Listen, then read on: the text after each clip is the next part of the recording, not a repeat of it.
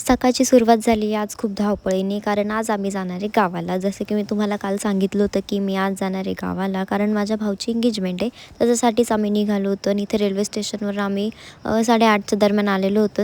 Train होती 9:30ची, पण train आली 10:30 नंतर. म्हणजे इतका बसून बसून इतका वैताग आलेला होता.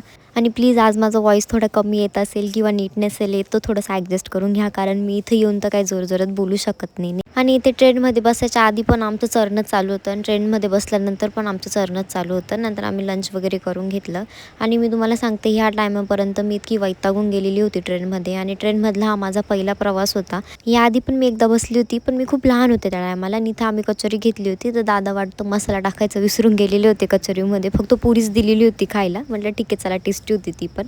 आणि इथे मम्मीने तर खरा खजाना काढला होता, जो की ड्रायफ्रूटचा डब्बा आहे. आणि रेल्वेवाल्यांनी मिरर लावला, पण तेवढा वर का लावला, छोट्या लोकांनी कुठे बघायचं. आणि हिला आता जस्ट झोपेतून उठवलं होतं म्हणून हिचं असं तोंड आहे. आणि फायनली आम्ही पोहोचलो होतो इथं अकोल्याला. आणि इथून आम्हाला जायचं आहे अकोटला. आता बसमध्ये बसलो होतो आणि इथे ना हे इमर्जन्सीचं बटन होतं, जे की इमर्जन्सीमध्ये क्लिक केलं की ती विंडोज खाली येतं. माझं मन खूप करत होतं त्या दाबायचं, मला बघायचं होतं विंडो कशा खाली येतं, पण मी तर ते काही करू शकत नाही, लोकांनी धरून मारलं असतं मला.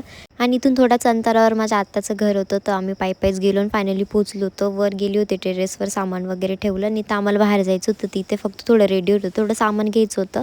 रेडी वगैरे होऊन खाली गेलं, त्यांचं काम चालू होतं, तर परत थोड्या वेळ बसलो. मग तिथून आम्ही गेलो आमच्या भाऊच्या स्टॉलवर, कारण तो त्याचा स्वतःचा आहे, तर आम्ही तिथे गेलो होतो बघायला. पण त्याच्या आधी आम्ही गेलो बँगल्स वगैरे घ्यायला, कारण मम्मीला पण घ्यायच्या होत्या. तिथून त्यांनी बांगड्या भरल्या आणि तिथून मग आम्ही निघालो परत खायला, कारण बाहेर आलो तर खावं तर लागणारच. बाहेरचं पाणीपुरी घेतली आणि आमच्या दादाच्या स्टॉलवरून.